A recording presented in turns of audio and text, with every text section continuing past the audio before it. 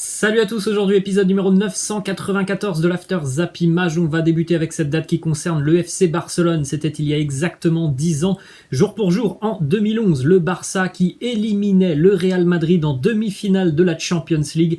Quelques semaines plus tard, les Catalans remportaient la coupe aux grandes oreilles à Wembley face à Manchester United. Le Manchester United de Sir Alex Ferguson. Victoire 3-1 en finale pour les Catalans, avec notamment un but de la tête de Léo Messi. Le Barça de 2011 reste encore à ce jour l'une des plus grandes équipes de l'histoire du football. Ensuite, on poursuit avec les résultats complets de la 35e journée de Ligue 1, avec notamment de gros scores, celui de Nantes à Brest, une victoire importante pour les Canaries, 4-1, victoire de Metz à Dijon, 5-1, de partout entre Nîmes et Reims, 2-0 pour Lorient face à Angers, la victoire de Bordeaux face à Rennes, 1-0, victoire de Saint-Etienne à Montpellier, 2-1, et puis dans la soirée, c'était l'affiche évidemment phare de cette 35e journée, la victoire ô combien précieuse de l'Olympique Lyonnais, avec du caractère. Les Gaunes ont renversé l'AS Monaco en seconde mi-temps, victoire pour l'OL, 3-2 du côté de Monaco, victoire qui permet évidemment à l'Olympique Lyonnais d'encore croire à une qualification en Champions League, même si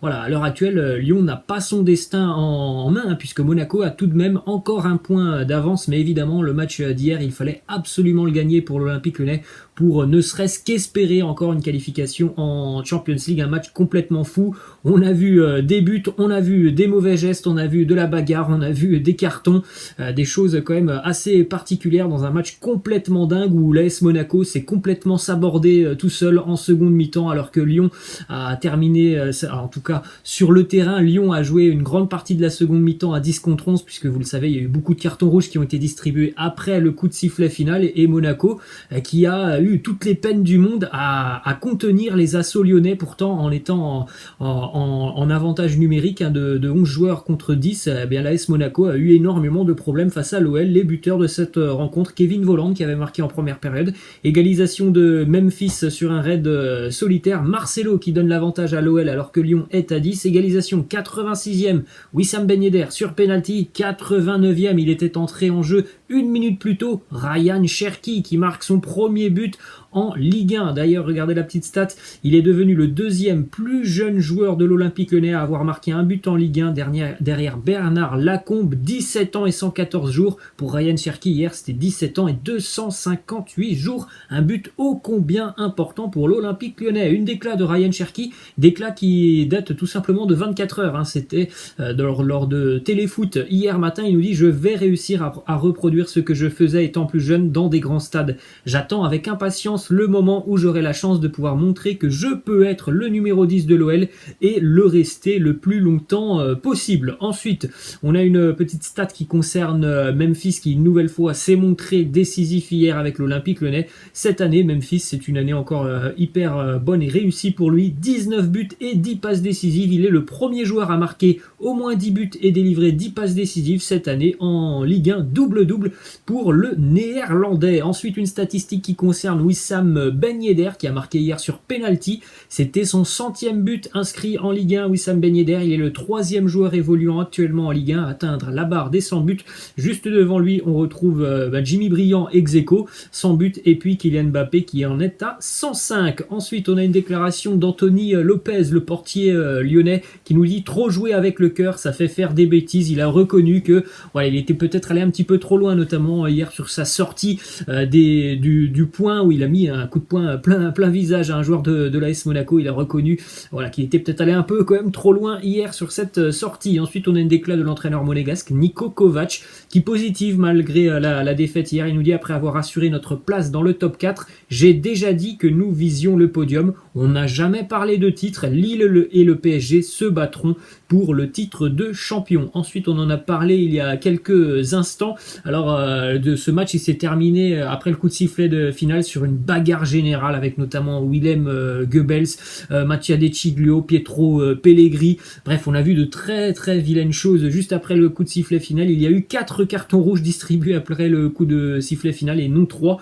puisqu'on peut rajouter à cette liste l'expulsion aussi de Marcelo. C'était hyper tendu hier au stade Louis II. Ensuite, on a une déclaration de Jean-Michel Aulas qui nous dit « On n'avait aucune raison de se faire agresser en fin de match. Il y a les deux gamins de Monaco Monaco qui sont venus nous agresser. Goebbels devrait faire attention, Marcelo et De Chilio ont pris. On se retrouve malheureux alors que nous n'y sommes pour rien. Ensuite, autre déclat de Jean-Michel Aulas qui nous dit: il y a du talent mais aussi une fierté immense. Il a fallu se redresser de beaucoup de coups durs. Les joueurs avaient besoin qu'on leur dise que c'était possible. C'était exceptionnel pour la fin de saison. Ça relance la dynamique pour la Ligue des Champions. Il est vrai que l'OL la semaine dernière était au fond du trou, éliminé par Monaco. La défaite en Ligue 1 face à Lille dans des conditions hyper particulières. Là, l'OL a fait preuve de caractère hier en jouant à 10 contre 11 et Lyon se relance dans la course à la Ligue des Champions. Mais on l'a dit aussi, l'Olympique Lyonnais devra faire un sans faute certainement pour aller chercher la place qualificative en Ligue des Champions. Et même avec un sans faute, eh bien peut-être que ça sera trop juste pour l'Olympique Lyonnais puisque l'AS Monaco a toujours un point d'avance. Ensuite, on regarde les absents pour le prochain match de l'Olympique Lyonnais. Ça sera face à Lorient samedi. Nous n'aurons pas de Memphis, de De Chilio, de Marcelo, ni de Cacré. Denayer et Ben Lamry sont aussi incertains. Donc une liste d'absents qui est quand même assez longue du côté de l'Olympique Lyonnais. On enchaîne les amis avec le classement en haut du tableau de la Ligue 1. Et Lille et Paris vont donc être certainement les deux seules équipes qui vont se battre pour le titre de champion de France, puisque le trou est fait. Lille 76, Paris 75, Monaco 3e 71, Lyon 4e 70 points. Donc on aura une bataille pour le titre de champion de France et une bataille pour la 3e place. Ensuite on prend la direction de Montpellier. On va pas parler de la défaite des Montpelliérains hier face à Saint-Etienne, mais on va surtout parler du grand départ de Michel Derzakarian qui va quitter Montpellier à la fin de saison. Lui et ses dirigeants se sont mis d'accord pour une fin de collaboration à la fin de son contrat. Lui qui a vécu de très belles années avec le Montpellier Hérault, une équipe vraiment séduisante dans le jeu. Encore cette année, Montpellier, ça marque énormément de buts. Bon, ça prend énormément de buts aussi cette année, mais c'est une équipe vraiment très agréable à suivre, qui est assez spectaculaire. Il a fait un énorme boulot depuis quelques années. Michel Derzakarian, il nous dit: c'est une aventure qui s'arrête, mais j'espère rebondir ailleurs. Je n'ai pas de regrets, au contraire, j'ai passé de bons moments avec tout le monde. On a bien travaillé, c'est la vie d'un coach. On a une déclaration d'Andy Delors qui est vraiment très déçu de voir le coach Derzakarian partir. Il nous dit: j'ai les nerfs parce que le coach va nous quitter. En fin de saison, les joueurs ne doivent pas lâcher par rapport à cette fin de saison. Il a fait du bien au club, il faut le remercier en terminant le plus haut possible. Ensuite, on regarde les stats d'Andy Delors, une nouvelle fois décisif hier. Il a été décisif sur 8 de ses 10 derniers matchs en Ligue 1, 5 buts, 3 passes décisives. Un joueur évidemment très important dans le secteur offensif du Montpellier Hérault, tout comme peut l'être aussi Gaëtan Laborde. Ensuite, on regarde pour le moment les noms qui sont sortis dans la presse pour remplacer Michel Derzakarian. On a notamment Sabri Lamouchi, ancien entraîneur du Stade Rennais, et puis on a aussi le nom de Patrick Vieira, qui était l'ancien entraîneur de l'OGC Nice. Ensuite, on continue avec une victoire importante dans la course au maintien, celle des Girondins de Bordeaux. Elle fait du bien aux Girondins, celle-là, puisque ils sont en pleine crise, les Bordelais, que ça soit sur le terrain ou en dehors. Ils avaient vraiment besoin de prendre des points, de se relancer. Ils l'ont fait hier, victoire 1-0 face à Rennes, grâce à un but du jeune Sekou Mara en tout début de match. Rennes a eu quelques bonnes situations en seconde mi-temps, mais voilà, ils ont été valeureux, les Girondins, sur ce match, et ils ont quasiment donc assuré le maintien, en tout cas sur le terrain. Après, on sait qu'il y a des problèmes financiers. On espère tout de même que Bordeaux pourra repartir en Ligue 1 l'année prochaine. Une déclaration de l'entraîneur Jean-Louis Gasset qui nous dit: beaucoup de soulagement pour tout le monde. On était vraiment crispés, pas en confiance. Attention, il n'y a rien de fait. Il ne faut pas qu'on se dise qu'on est en Ligue 1. Il faut garder cet état d'esprit. Alors, c'est pas officiel le maintien pour les Girondins de Bordeaux, mais ils ont quand même fait un grand pas hier vers le maintien avec cette victoire face au Stade Rennais. Ensuite, une petite statistique sur le DFCO qui continue de battre des records, mais malheureusement des records dans le mauvais sens du terme. Hier, Dijon a été complètement dépassé par le FC Metz sur le score de 5-1. Dijon a encaissé plus de 4 buts lors de chacun de ses 2 derniers matchs de Ligue 1. Bon, c'est pas compliqué, hier c'était 5-1, il y a une semaine c'était aussi 5-1 face à Rennes. C'est une première pour une équipe dans l'élite depuis Toulouse en 1982-83.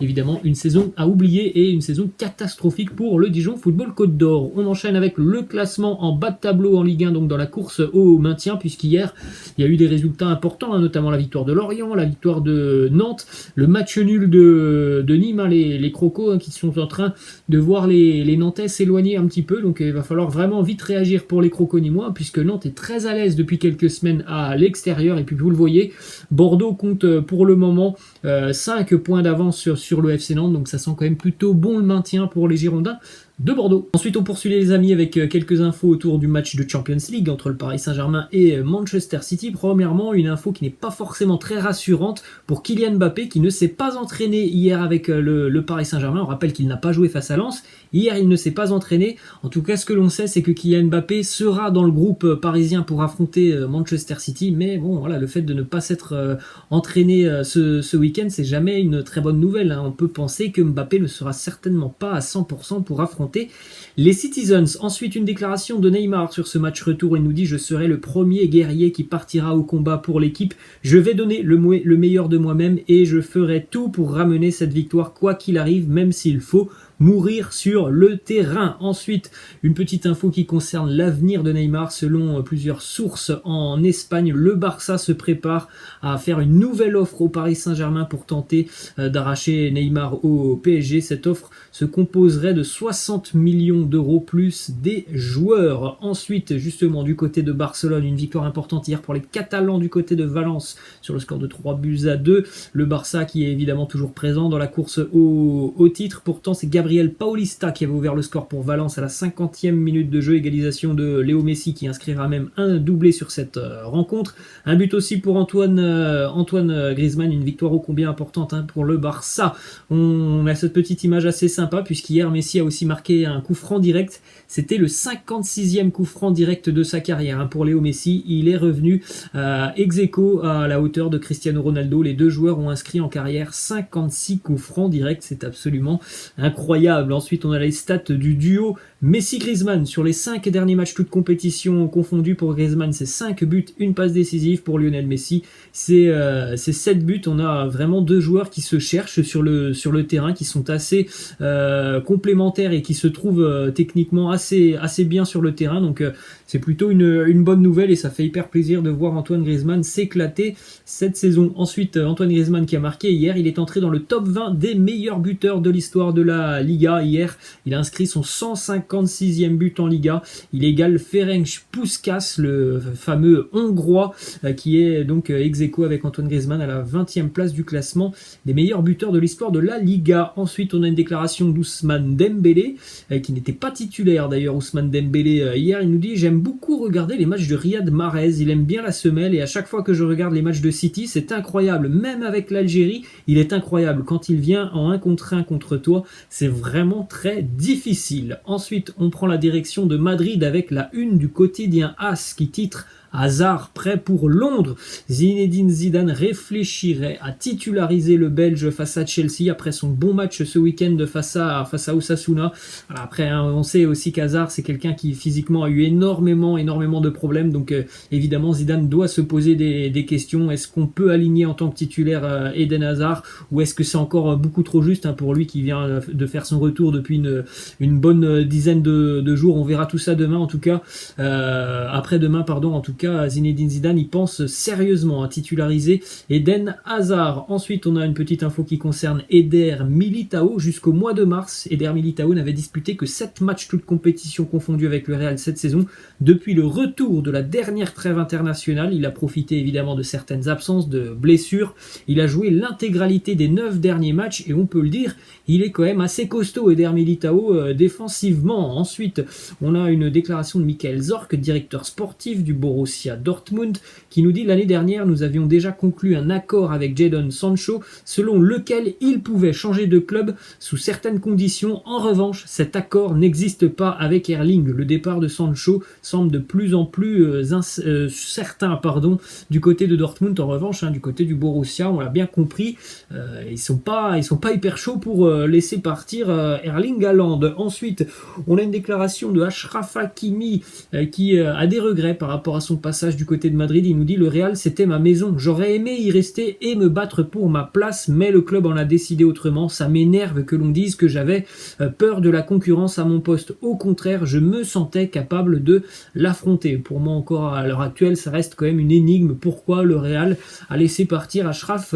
Hakimi? Ensuite, on prend la direction de l'Angleterre avec la victoire des Spurs de Tottenham hier 4-0 face au bon dernier de la classe Sheffield United. À noter un triplé pour Gareth Bale, un but aussi pour Heung-min Son, une victoire victoire importante dans la course à l'Europe, même si c'est une mission quasiment impossible pour les Spurs d'aller accrocher une place dans le top 4, et ils se battront certainement pour l'Europa League. Petite info sur Gareth Bale qui inscrit un triplé hier. C'est son premier triplé depuis le mois de décembre 2018. C'était lors d'une demi-finale du Mondial des clubs avec le Real Madrid face au Kashima Antlers. On enchaîne toujours du côté de l'Angleterre avec le match de Manchester United hier qui recevait Liverpool. Ce match a été reporté pour des mouvements de foule puisque des supporters des Red Devils ont réussi à entrer dans l'enceinte d'Old Trafford. Ils sont même allés sur la pelouse, il y a eu des fumigènes. Bref, il y a eu des images assez folles hier du côté d'Old Trafford, donc le match a évidemment été reporté. Tous ces supporters sont entrés dans le stade pour protester contre la famille Glazer qui est propriétaire de Manchester United depuis une quinzaine d'années. Ils ont demandé le départ de Joel Glazer notamment. Ensuite, regardez justement ces quelques images, vous voyez du monde sur la pelouse d'Old Trafford, des fumigènes, vous avez aussi cette image avec le petit drapeau Glazer out, et puis ce supporter des Red Devils qui a volé tout simplement le drapeau de corner du côté d'Old Trafford. Le drapeau de corner, vous le voyez sur cette image, il a été aperçu au centre-ville de Manchester hier dans l'après-midi.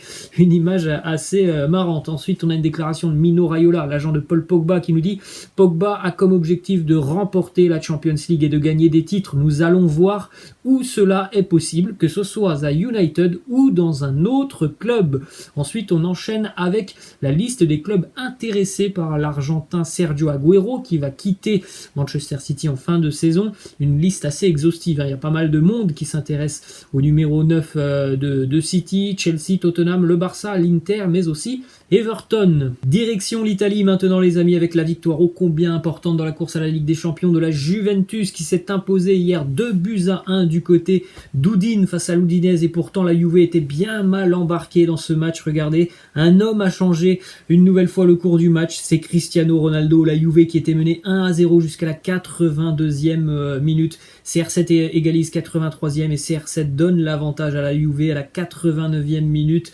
C'est évidemment une victoire qui va faire beaucoup de bien à la Juventus, puisque même avec un point hier, les Turinois auraient été en grande difficulté au niveau de la course au top 4 en Serie A. On enchaîne donc avec le titre de champion de l'Inter Milan. Les Interistes sont champions puisqu'hier l'Atalanta n'a pas réussi à s'imposer du côté de Sassuolo. Donc bravo aux Interistes, une équipe très complète, très difficile à manœuvrer. Antonio Conte a fait de très belles choses depuis qu'il est arrivé avec l'Inter. C'est une belle récompense pour les Interistes cette année, ce titre de champion d'Italie. Ensuite, on enchaîne avec justement une petite info qui concerne Antonio Conte. En 2011-2012, il avait remporté le Scudetto avec la Juve qui ne l'avait plus remporté depuis 2003. Cette année, c'est avec l'Inter qu'Antonio Conte remporte un titre que les Interistes attendaient depuis 11 ans maintenant. Ensuite, on a ces belles images du côté de Milan où les supporters de l'Inter ont évidemment célébré comme il se doit le Scudetto qu'ils attendaient depuis 11 ans. Ensuite, petite info du côté de Rome, puisque Paulo Fonseca, l'entraîneur de la Roma, devrait quitter ses fonctions sur le mercato estival. Il devrait être remplacé par un homme qui est bien connu, ancien entraîneur du Napoli, ancien entraîneur de la Juve, Maurizio Sarri, qui pourrait donc atterrir sur le banc de la Roma, qui est malheureusement vécu une saison quand même plutôt moyenne, les Romains en Serie A. Ensuite, on va terminer les amis du côté des Pays-Bas avec là aussi un titre de champion. Encore une fois, c'est l'Ajax qui remporte le titre de champion des Pays-Bas hier. Il s'agit du 35e titre de champion des Pays-Bas de l'histoire de l'Ajax Amsterdam. Voilà les amis, la fin de cette After Zap Image. J'espère que ça vous a plu. Je vous laisse et je vous dis à la prochaine. Ciao.